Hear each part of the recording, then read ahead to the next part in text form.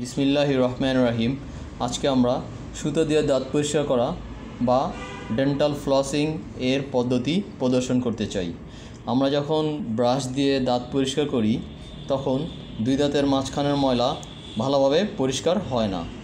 এই দুই দাঁতের মাঝখানের ময়লা ভালোভাবে পরিষ্কার করার জন্য আমাদের সুতো দিয়ে দাঁত পরিষ্কার করা বা ডেন্টাল ফ্লসিংয়ের প্রয়োজন হয়।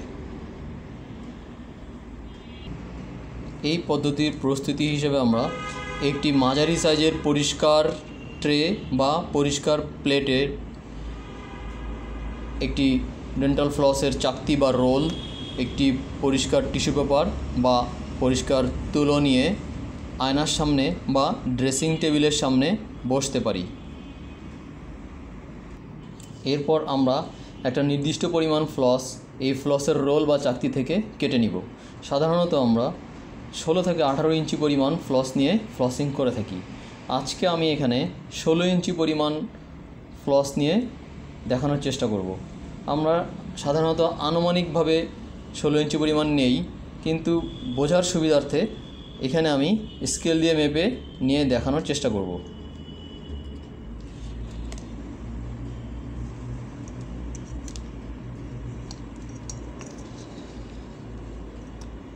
বারো ইঞ্চি নিলাম,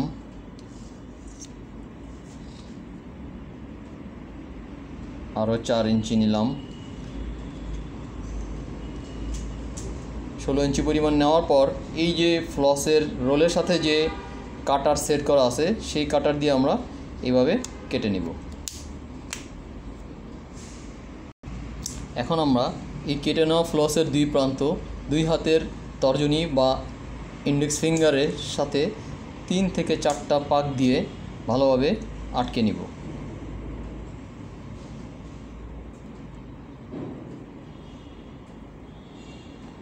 এখন এই দুই তর্জনী বা ইন্ডেক্স ফিঙ্গারের মধ্যবর্তী ফ্লসটাকে আরও একবার টান করব উপরের দাঁতের বেলায় ডান হাতের বুড়ো আঙ্গুল এবং বাম হাতের মধ্যম আঙ্গুলি বা মিডল ফিঙ্গার দিয়ে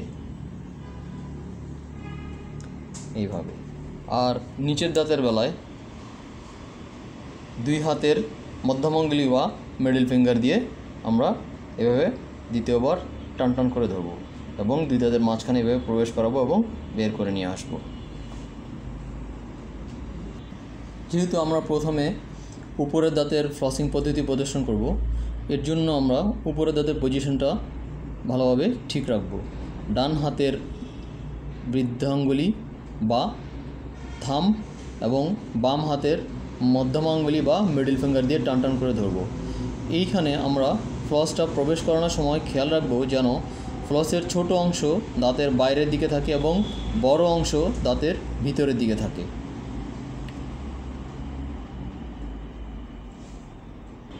এখন আমরা উপরের চোয়ালের সামনের দাঁতে ফ্লসিং করব। ফ্লসটা ঢুকানোর সময় ফ্লসের ছোট অংশ বাইরে রাখবো, বড় অংশ ভিতরে রাখবো এবং প্রবেশ করানোর পর বাইরের ছোট অংশ 3 থেকে 4 বার সার্কেল বা চাকতি দিয়ে দুই দাঁতের মাঝখানের ময়লা বা খাদ্যকণা ফ্লসে আটকে নিয়ে ফ্লসটাকে আরেকটু বাইরের দিকে নিয়ে দুই দাঁতের মাঝখানে পরিষ্কার ফ্লসটা সরাসরি নিচের দিকে নামিয়ে বের করে নিয়ে আসব। আমরা আবার দেখাচ্ছি।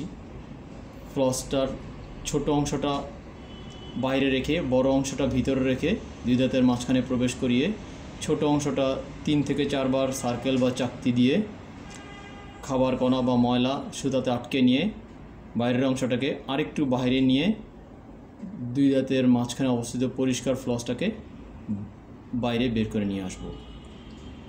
এখানে লক্ষণীয়, যদি আমরা যেই পরিষ্কার ফ্লসটা ঢোকালাম সেইটাই সরাসরি বের করে নিয়ে আসতাম তাহলে দুই দাঁতের মাঝখানের ময়লা ওইভাবে সুতাতে বেঁধে নাও আসতে পারত। এর জন্য আমরা যখন ঢুকানোর পরে চাকতিটা দিই তখন ময়লাটা সুতাতে বেঁধে আসতে সহজ হয়। এইভাবে ঠিক একই নিয়মে আমরা অন্য দুই দাঁতের মাঝখানেও পরিষ্কার করে নিব।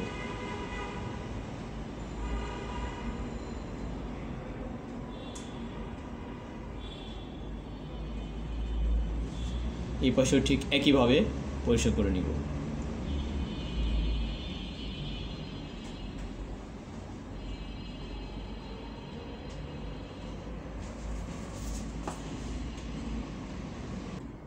এখন আমরা উপরের চোয়ালের পিছনের দাঁতে এইভাবে ফ্লসিং করব।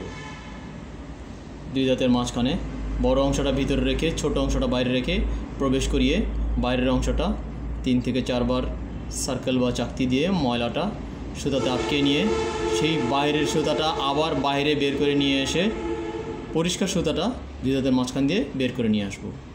ঠিক একইভাবে ছোট অংশটা বাইরে রেখে বড় অংশটা ভিতরে রেখে বাইরের ছোট অংশটাকে 3 থেকে 4 বার সার্কেল বা চাকতি দিয়ে ময়লাটা সুতাতে বাঁধিয়ে নিয়ে সেই বাইরের সুতাটা আরেকটু বাইরে নিয়ে পরিষ্কার সুতাটা দুই দাঁতের মাঝখান দিয়ে বের করে নিয়ে আসব।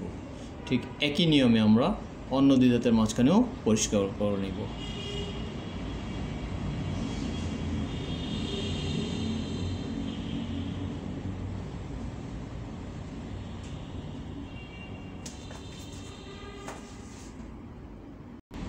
এবার আমরা উপরের চোয়ালের পিছনের দাঁতে অপর পাশে এইভাবে ফ্লসিং করব। ঠিক একই নিয়মে বাইরের দিকে ছোট অংশটা রেখে ভিতরের দিকে বড় অংশটা রেখে দুই দাঁতের মাঝখানে প্রবেশ করিয়ে বাইরের ছোট অংশটা 3 থেকে 4 বার সার্কেল বা চাকতি দিয়ে ময়লাটা সুতাতে বাঁধিয়ে নিয়ে বাইরেরটা আরও একটু বাইরে নিব।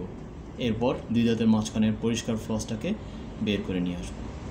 ঠিক একইভাবে অন্য দুই দাঁতের মাঝখানেও আমরা পরিষ্কার করে নেব।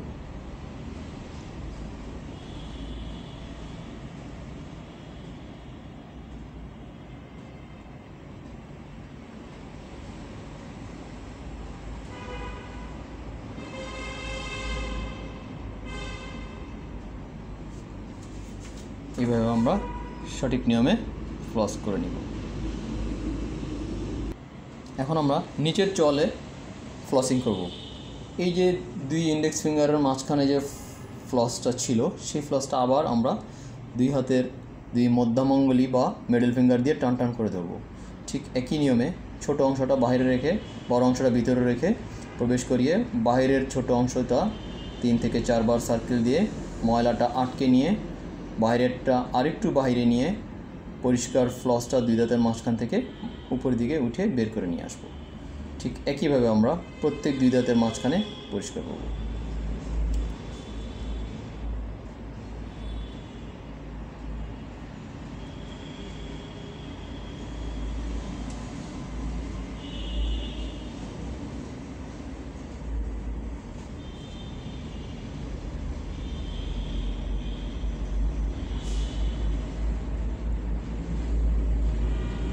এই পাশে ঠিক একইভাবে পরিষ্কার করে নেব।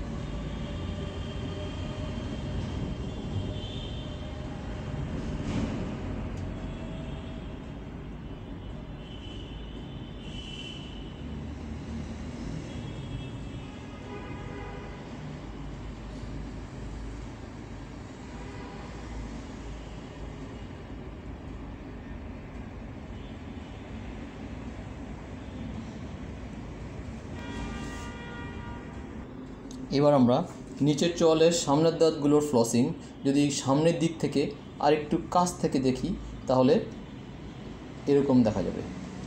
দুই দাঁতের মাঝখানে ফ্লসটা প্রবেশ করিয়ে আমরা 3 থেকে 4 বার সার্কেল বা চাকতি দিয়ে ময়লাটা আটকে নিয়ে আবার সামনে একটু বের করে নিয়ে এসে দুই দাঁতের মাঝখানের পরিষ্কার ফ্লসটা উপরের দিকে উঠিয়ে নিয়ে আসবো। ঠিক একইভাবে আমরা বাকি দুই দাঁতের মাঝখানেও পরিষ্কার করে নেব।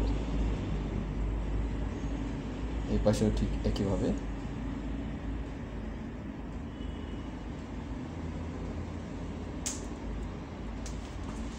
পরিষ্কার করে নেব।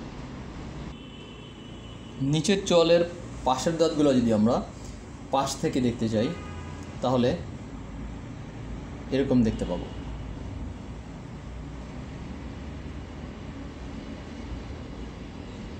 ঠিক একই নিয়মে ছোট অংশটা বাইরে রেখে বড় অংশটা ভিতরে রেখে দুই দাঁতের মাঝখানে প্রবেশ করিয়ে বাইরের ছোট অংশটা সার্কেল 3 থেকে 4টা দিয়ে ময়লাটা আটকে নিয়ে আবার একটু বাইরে বের করে নিয়ে এসে পরিষ্কার ফ্লসটা দুই দাঁতের মাঝখান দিয়ে বের করে নিয়ে আসবো। ঠিক একইভাবে অন্যান্য দুই দাঁতের মাঝখানেও পরিষ্কার করে নেব।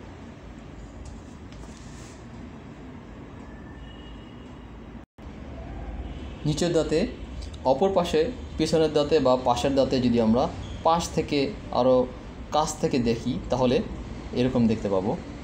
দুই দাঁতের মাঝখানে ঠিক একই নিয়মে আমরা বাইরের ছোট অংশটা রেখে ভিতরের বড় অংশটা রেখে ফ্লসটা দুই দাঁতের মাঝখানে প্রবেশ করিয়ে বাইরের ছোট অংশটা 3 থেকে 4 বার সার্কেল বা চাকতি দিয়ে ময়লাটা আটকে নিয়ে বাইরের ফ্লসটা আবার আরেকটু বাইরে বের করে নিয়ে এসে দুই দাঁতের মাঝখান দিয়ে এভাবে পরিষ্কার ফ্লসটা বের করে নিয়ে আসব। অন্যান্য দুই দাঁতের মাঝখানে ঠিক একইভাবে আমরা পরিষ্কার করে নিব।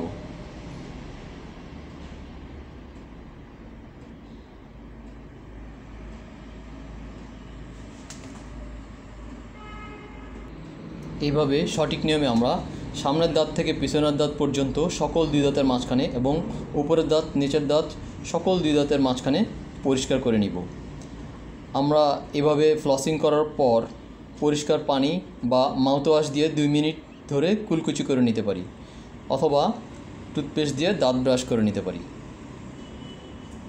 ফ্লস আমরা যদি ফ্লসিং করার সময় যদি ফ্লসটা নোংরা হয়ে যায় বা ফ্লসের আঁশ বের হয়ে যায় তাহলে আমরা নোংরা বা নষ্ট ফ্লসটা ফেলে দিয়ে নতুন করে ফ্লস নিতে পারি। প্রতিদিন ফ্লস করা যায়, একদিন অন্তর অন্তর করলেও হয়, কিন্তু যদি খাবার আটকে যায় তৎক্ষণাৎ আমরা ফ্লসিং করে নিতে পারি।